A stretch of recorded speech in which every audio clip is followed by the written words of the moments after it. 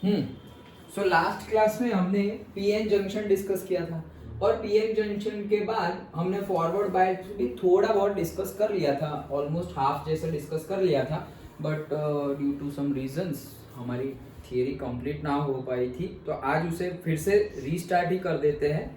Okay, समझते हैं biasing of the PN junction. PN junction हमने समझ लिया, अब पीएन जंक्शन क्या है वो हमें पता है, लेकिन अब हमें उसका बायसिंग करना है। तो सबसे पहले biasing means what?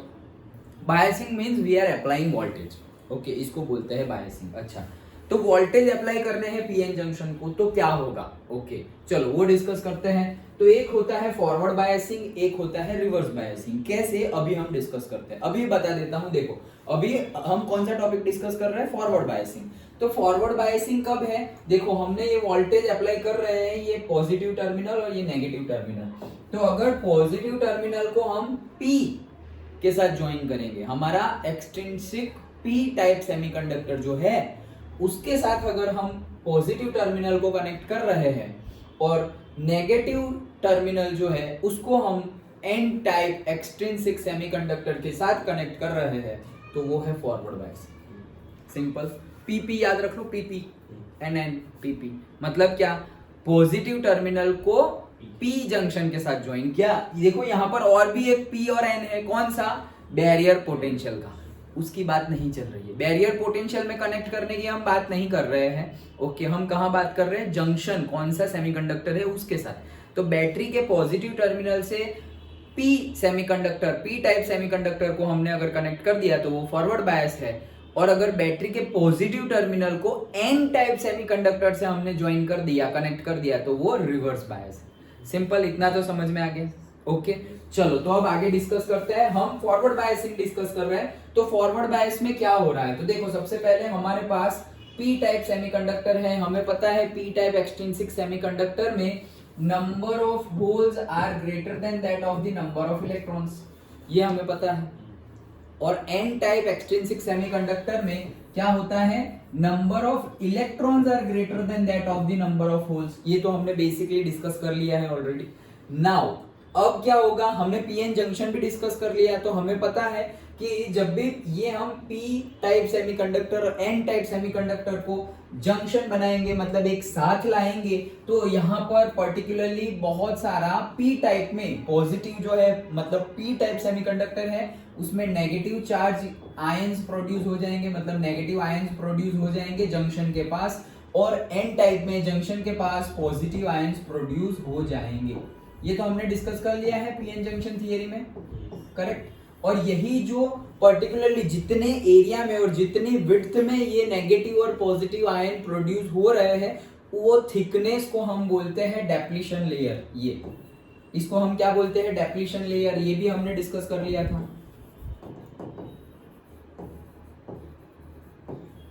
Done? Okay, तो डेप्लीशन लेयर के बारे में भी हमने डिस्कस किया था। और ये सारे के सारे नेगेटिव चार्जेस और ये सारे के सारे पॉजिटिव चार्जेस, मतलब यहाँ पर भी पोटेंशियल डिफरेंस है, और वो पोटेंशियल डिफरेंस को हमने नाम दिया था कौन सा? Barrier potential. ये बैरियर वर्ड क्यों यूज किया वो भी हमने पीएन जंक्शन थियरी में डिस्कस किया था, क्योंकि ये जो फ्लो हो रहा है इलेक्ट्रॉन्स का उसको अपोज कर रहे हैं, बैरियर बना रहे हैं उसके सामने, that's why they are called as barrier potential. तो ये हमने डिस्कस किया था। तो इसका नेगेटिवली चार्ज का नेगेटिव टर्मिनल और पॉजिटिवली चार्ज का पॉजिटिव टर्मिनल, ऐसे हमने इतना तो हमने डिस्कस कर लिया था। ओके, नाउ हम सर्किट में क्या कर रहे हैं? एक मिली एमीटर ज्वाइन कर रहे हैं, क्योंकि इसमें से जितना भी मिली मतलब इतना, जैसे तुम्हें 10 एम्पियर 5 एम्पियर इतना तो करंट मिलने वाला नहीं है यहाँ से। तुमने किया क्या? मेहनत क्या की? तुमने तो सिर्फ कनेक्ट कर दिया। ओके, तो इतनी ज्यादा तो मैं क्या बोल रहे हैं हम, एम्पियर मतलब से करंट नहीं मिलेंगे, लेकिन थोड़ा बहुत भी जो भी मिलेगा, थोड़ा बहुत तो मिलेगा। वो थोड़े बहुत को भी फ्री में कुछ मिल रहा है तो क्या प्रॉब्लम है? Okay, like that. जैसे अभी हमने यही पीएन जंक्शन और वो सब होता है, ये जो हम सोलर पैनल डाल रहे हैं ना, तो सोलर पैनल में भी ऐसे ही सेमीकंडक्टर्स यूज होते हैं। तो उसमें सनलाइट से ही तुम क्या कर रहे हो? सनलाइट मतलब हीट दी, हीट दी मतलब क्या? तुम्हारा वापस ज्यादा नंबर ऑफ होल्स और इलेक्ट्रॉन्स क्रिएट होंगे, वो ट्रांसफर होंगे और तुम्हारा करंट प्रोड्यूस होगा। वो डिटेल्ड है थोड़ा बहुत। ओके, अगर तुम से मास्टर्स डिग्री करो, जैसे मैंने मास्टर डिग्री की है थर्मल इंजीनियरिंग में, एमई थर्मल इंजीनियरिंग, तो वहां पे हमें पूरा स्टडी होता है। ओके, कि फ्लैट प्लेट, इसको बोलते हैं फ्लैट प्लेट सोलर कलेक्टर। तो फ्लैट प्लेट सोलर कलेक्टर का वर्किंग क्या है, कौन कौन सी टाइप के होते हैं, फिर होता है concave type spherical solar plate connector, okay. फिर एक होता है रोटेटिंग कंटिन्यूअसली। देखो ये इतना आगे पहुंच गए, अभी तो हम ये सब डिस्कस ही नहीं कर रहे। अभी हमारी टेक्नोलॉजी कहाँ पहुंच गई है कि अगर सोलर फ्लैट प्लेट कनेक्टर हम साउथ डायरेक्शन में रखते हैं क्योंकि सबसे ज्यादा सोलर इंसोलेशन हमें मिले, ओके। लेकिन होगा क्या कि मैक्सिमम मिलेगी, लेकिन उससे भी ज्यादा अगर मैक्सिमम करना हो तो क्या करेंगे, सन जिस डायरेक्शन में है उसी डायरेक्शन में हमने फ्लैट प्लेट कलेक्टर को रखा। तो यहाँ रखा, सन यहाँ है यहाँ रखा, सन यहाँ है यहाँ रखा, तो सन तो कंटिन्यूअसली मूव हो रहा है। तो अब तो रोटेटिंग कलेक्टर भी आ गया है सोलर कलेक्टर, मतलब सन की मूवमेंट के साथ ये भी रोटेट होगा। मतलब कंटिन्यूअसली हमें सबसे ज्यादा जो सोलर इंसोलेशन मिलना चाहिए, सोलर रेडिएशन जो मिलना चाहिए वही मिलेगा हर टाइम पर। अभी क्या हो रहा है, जैसे इसके एकदम सामने आ गया, ये हमारा फ्लैट प्लेट कनेक्टर है, ओके। और सन वहां से ईस्ट से आया और जैसे ही एकदम ऊपर आया तब सबसे ज्यादा हमारा जनरेट होगा, ओके। जो हमारे यूनिट्स जनरेट हो रही है, इलेक्ट्रिसिटी जनरेट हो रही है, तो सबसे ज्यादा जब इसके ऊपर डायरेक्टली गिरेंगे तब ज्यादा जनरेट होंगे।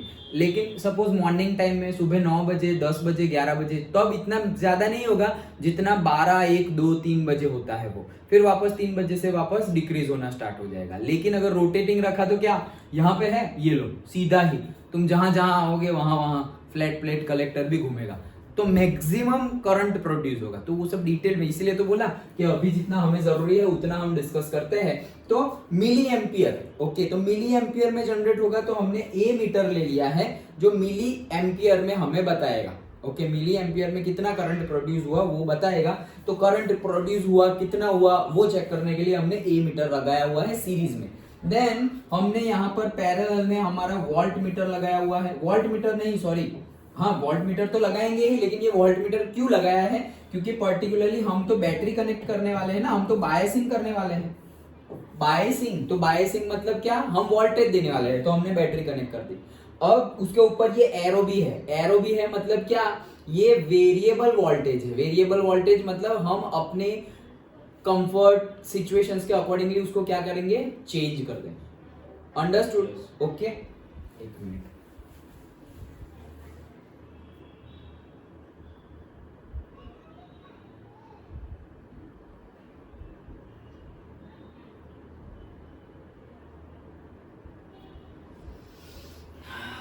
हाँ चलो हाँ, तो क्या डिस्कस कर रहे थे हम कि हमने ये जो वोल्टेज लगाया हुआ है, मतलब जो बैटरी लगाई हुई है वो वेरिएबल है। जैसे कि हम वेरिएबल रेजिस्टेंस लगाते थे, रियोस्टेट बोलते थे हम। तो जैसे कि हमारी सिचुएशन, हमें जो डिजायर्ड सिचुएशन चाहिए उस सिचुएशंस के अकॉर्डिंगली हम रेजिस्टेंस को बढ़ाते हैं, कम करते हैं रियोस्टेट में, ओके। जैसे कल मैंने एग्जांपल दिया था ये फैन रेगुलेटर का, तो जैसे हमें स्पीड बढ़ानी है तो रेजिस्टेंस कम कर दिया, और स्पीड कम करनी है तो रेजिस्टेंस बढ़ा दिया। रेजिस्टेंस बढ़ जाएगा तो करंट कम फ्लो होगा, करंट कम फ्लो होगा तो ऑटोमेटिकली स्पीड कम हो जाएगी। डन। तो वैसे ही यहाँ पर वोल्टेज हम अपने हिसाब से, अपने रिक्वायरमेंट के हिसाब से हम क्या करेंगे, इंक्रीज करेंगे। Done, okay. तो ये इंक्रीज करेंगे, ये डेप्लीशन लेयर है, डेप्लीशन लेयर ये है, ये हमारा बैरियर पोटेंशियल है, और ये हमारा वेरिएबल वोल्टेज है। और वोल्टेज कितना है वो चेक करने के लिए हमने पैरेलल में वोल्ट मीटर भी कनेक्ट कर दिया है।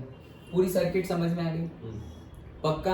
अब फॉरवर्ड बायस क्यों है, तो अभी हमने डिस्कस किया, बैटरी के पॉजिटिव टर्मिनल को हमने कनेक्ट किया है किसके साथ, पी टाइप के साथ। डन। तो बैटरी के पॉजिटिव को अगर पी टाइप एक्सट्रिंसिक सेमीकंडक्टर के साथ हम कनेक्ट करेंगे तो वो फॉरवर्ड बायस है। डन। तो ये फॉरवर्ड बायस सिस्टम हो गई। और यहाँ पर लिखा हुआ है बैरियर पोटेंशियल 0.7 वोल्ट।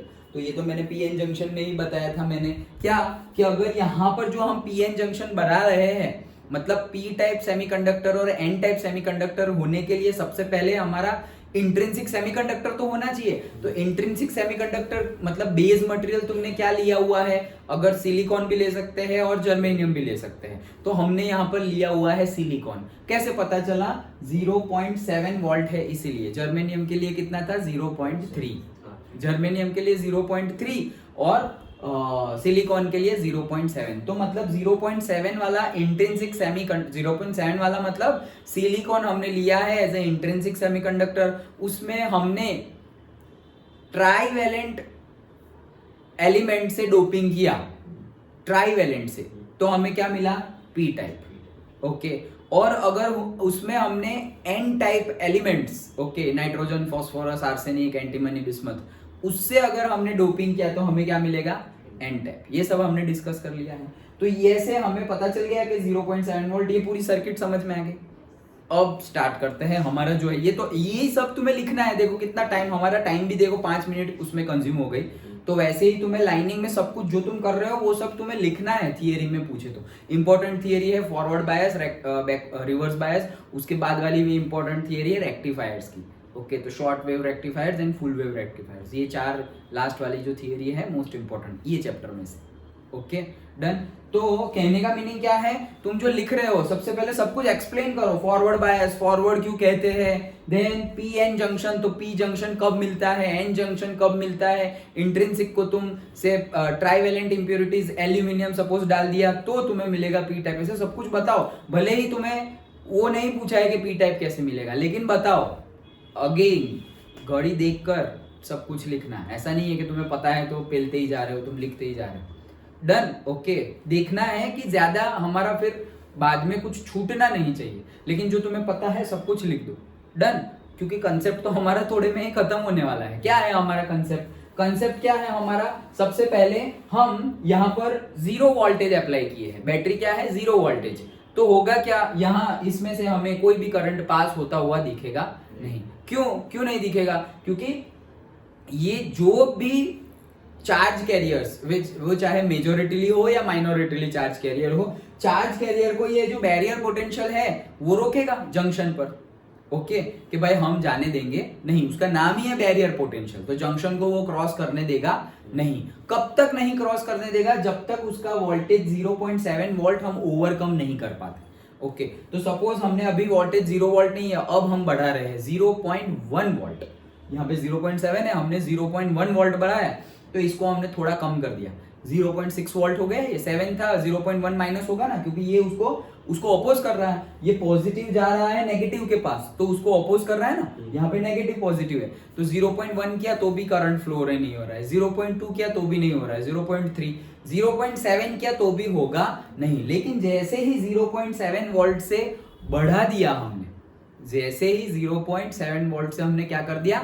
बढ़ा दिया, तो क्या होगा? जैसे कि 0.8 कर दिया, तो जैसे ही 0.8 किया, बैरियर पोटेंशियल 0.7 है, मतलब एक्स्ट्रा हमारे पास वोल्टेज आ गया, एक्स्ट्रा वोल्टेज आ गया 0.1 वोल्ट का।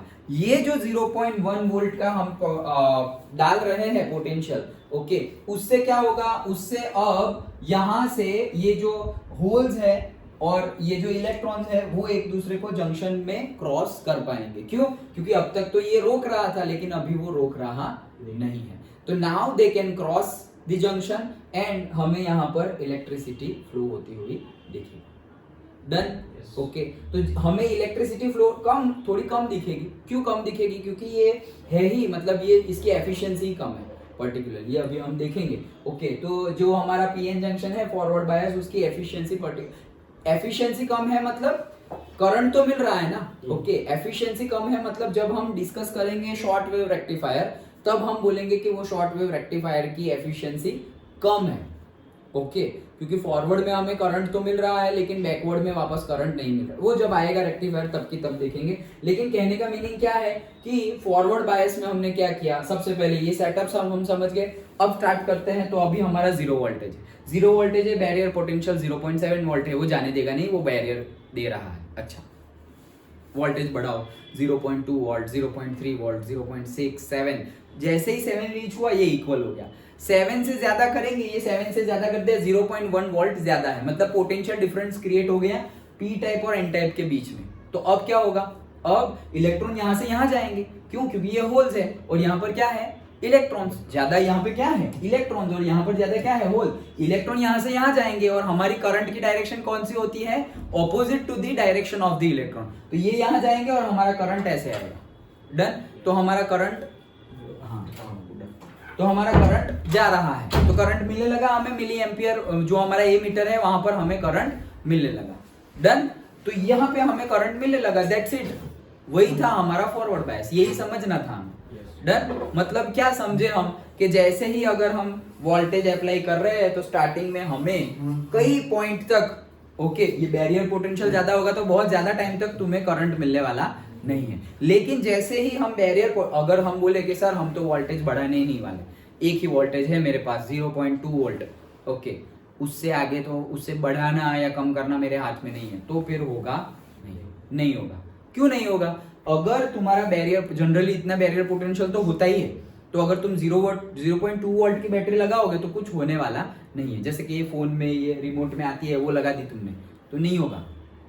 डन, ओके तो उससे ज्यादा तो बैरियर पोटेंशियल से तो ज्यादा वोल्टेज हमें प्रोवाइड करना ही पड़ेगा। तो बैरियर पोटेंशियल से ज्यादा वोल्टेज अगर हमने प्रोवाइड किया तो क्या होगा, इलेक्ट्रॉन यहां आएंगे और होल्स, मतलब होल्स के अंदर इलेक्ट्रॉन्स आ जाएंगे सेटिस्फाई, जैसे पीएन जंक्शन में हमने देखा था वही।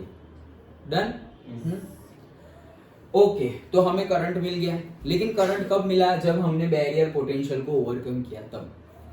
दैट्स इट, यही है हमारा फॉरवर्ड बायसिंग। डन, ओके चलो तो यहां पर हम आई मतलब करंट वर्सेस वोल्टेज का ग्राफ भी ड्रॉ करते हैं, जिसको वीआई कैरेक्टरिस्टिक्स भी बोलते हैं। ओके तो कैसे है ग्राफ? देखो पर्टिकुलरली हम सिलिकॉन के लिए बात कर रहे थे, तो 0.7 वोल्ट तक तो हमें कोई करंट मिल ही नहीं रहा है। तो ये करंट है और ये वोल्टेज है, तो हम करंट बढ़ा रहे हैं। देखो 0 वोल्ट, 0.1 2 3 4 5 6 7 7 रीच हो गया। 0.7 सिलिकॉन के लिए 0.7 रीच हो गया। अब 0.7 से जैसे ही तुमने बढ़ाया वोल्टेज तो होगा क्या? You will get the current. क्यों? क्योंकि तुमने बैरियर पोटेंशियल को ओवरकम कर दिया है, तो ये करंट मिल गया तुम्हें और बढ़ गया, बढ़ता ही जाएगा, अचानक से बढ़ता जाएगा। क्यों? अभी तुम 0.8 किए हो, 0.9 करोगे और बढ़ेगा 0.10। ओके देखो अचानक से बढ़ रहा है, अचानक से बढ़ा ना। ओके वैसे नहीं बढ़ रहा है। ओम्स लॉ में कैसे बनता था? ओके से वी आई और आई वी, जो भी तुम्हें ऐसे वो आई वी बताओ या वी आई बताओ, तो कैसे बढ़ता था? ऐसे बढ़ता था। याद है ओम्स लॉ का डायग्राम 10th में आता था। तो क्या है ये? वोल्टेज जैसे जैसे हम बढ़ा रहे हैं वैसे वैसे हमें करंट भी ज्यादा मिल रहा है। ओके लेकिन यहाँ पर वैसा नहीं है, हम तो वोल्टेज बढ़ा रहे हैं लेकिन हमें करंट तो मिल ही नहीं रहा है। लेकिन अचानक से कभी थोड़ा ही वोल्टेज बढ़ाया और बहुत ज्यादा करंट हमें मिल गया। तो ये मिलता तो है लेकिन ओम्स लॉ को सेटिस्फाई नहीं कर रहा। ओम्स लॉ को सेटिस्फाई नहीं कर रहा मतलब इसको हम क्या बोलेंगे? नॉन ओहमिक डिवाइस भी बोलते हैं। क्या बोलते हैं? Non ohmic device. याद रखना पीएन जंक्शन डायोड को नॉन ओहमिक डिवाइस भी बोलते हैं। क्यों ऐसा? क्योंकि वो ओम्स लॉ को फॉलो नहीं करता, इसलिए नॉन ओहमिक। फॉलो क्यों नहीं करता? फॉलो इसलिए नहीं करता क्योंकि हमने देखा यहाँ पर बैरियर पोटेंशियल है। ओम्स लॉ जब हम डिस्कस कर रहे थे उसमें कोई बैरियर पोटेंशियल था नहीं। डन, तो ये बैरियर पोटेंशियल की वजह से हम वोल्टेज बढ़ाए तो भी हमें करंट मिल रहा नहीं था, और फिर जैसे ही बैरियर पोटेंशियल को ओवरकम किया तो हमें तुरंत करंट मिल गया, बहुत ही शार्प।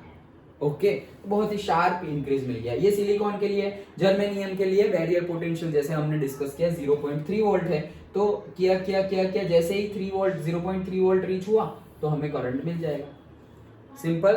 तो ये वीआई कैरेक्टरिस्टिक्स है। हाँ बोलो। रेजिस्टेंस हो, हाँ वायर का रेजिस्टेंस तो होगा ही, जो भी हमारी सर्किट है उसका रेजिस्टेंस तो हमने गिना ही नहीं अभी वो तो होगा ही। और ये इसका किसका? Barrier potential. Barrier potential, silicon का कोई रेजिस्टेंस, मटेरियल का रेजिस्टेंस नहीं, जो मटेरियल का मतलब ये जो वायर है वो वायर मेटल से बना हुआ है, सपोज कॉपर वायर है, तो कॉपर वायर जो रेजिस्टेंस प्रोवाइड करता है उसके ही जैसे ये सिलिकॉन, और मतलब जो सिलिकॉन से बने हुए या जर्मेनियम से बने हुए हमारे सेमीकंडक्टर है उसका भी पर्टिकुलर रेजिस्टेंस तो होगा ही, उसका भी पर्टिकुलरली रेजिस्टेंस तो होगा ही, लेकिन उसका रेजिस्टेंस मेटल जितना कम भी नहीं होगा और इंसुलेटर जितना ज्यादा भी नहीं होगा। मेटल का रेजिस्टेंस कम होता है इसलिए मेटल में इजीली करंट फ्लो हो जाता है, तो इसके जितना कम भी नहीं होगा। मतलब सपोज मेटल का रेजिस्टेंस 0.1 ओम है तो इसका इतना कम भी नहीं होगा, इसलिए इसका होगा 0.9 ओम और 1.1 ओम और 1 ओम, लाइक दैट। ओके होगा ही, रेजिस्टेंस तो होगा ही, उसको तो हम मतलब ऐसे डिनाई कर ही नहीं सकते।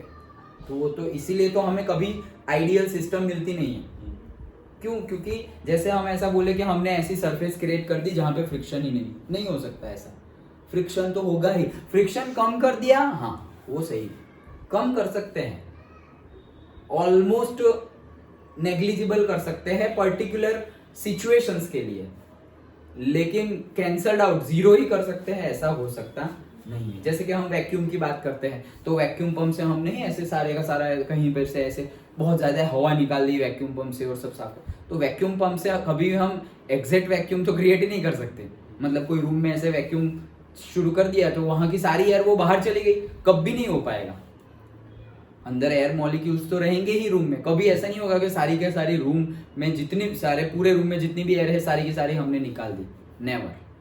ओके, एग्जैक्ट तो हम प्रोड्यूस, एग्जैक्ट वैक्यूम तो हम स्पेस में है, फिर तो वैसा हम बना सकते नहीं है, नहीं तो हम यहीं पे स्पेस बना देते डन। तो रेजिस्टेंस होगा वायर का भी और मटेरियल का भी, सेमीकंडक्टर का भी रेजिस्टेंस होगा। उनको कंसीडर करके इतना वोल्टेज हमने लिया हुआ है, मतलब यहाँ ऑलरेडी वो सब चीजें इंक्लूडेड है। अगर तुम जाओगे अगर डिटेल्ड में, जैसे कि इंजीनियरिंग में भी इतना ज्यादा तो नहीं आएगा, लेकिन मास्टर्स डिग्री में और पीएचडी अगर तुम कर रहे हो पर्टिकुलर टॉपिक पर, तो तुम्हें वो सब कुछ बताएंगे। जैसे मैंने सोलर फ्लैट प्लेट कलेक्टर का बताया, तो वैसे उसमें बताएंगे कि मेरा बैरियर पोटेंशियल इतना है, वायर का रेजिस्टेंस इतना है, यहाँ सेमीकंडक्टर का भी पर्टिकुलर रेजिस्टेंस है, तो बताओ कितनी क्या होगा। वो वैसे न्यूमेरिकल भी गिनने होंगे, तो वो थोड़े से हाई लेवल पे, ये सब अगर तुम्हें पता हो तो वहां पे थोड़ा एडिशनल नॉलेज मिला और वापस वहां न्यूमेरिकल।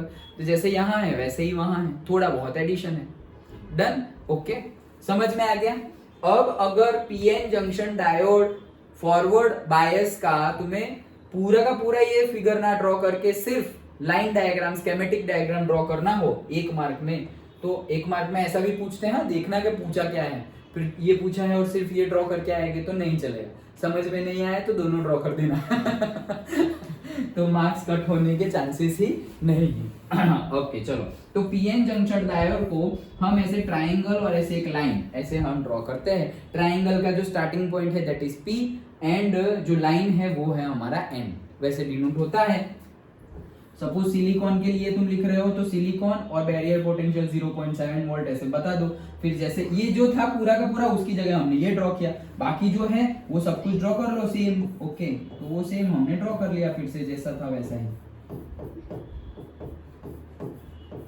और बताओ कि ये किस्सा कैसा ड्रॉ किया हुआ है, तो ये पॉजिटिव पी टाइप के साथ कनेक्ट किया हुआ है, तो ये फॉरवर्ड। सिर्फ और सिर्फ तुम्हारी डंडी यहाँ पर छोटी और यहाँ पर बड़ी हो गई तो फिगर गलत हो जाएगा। ओके डन, तो ध्यान से समझ में आ गया। बस अब ये समझ में आ गया तो रिवर्स इसके जैसा ही है। चलो तो रिवर्स देखते हैं।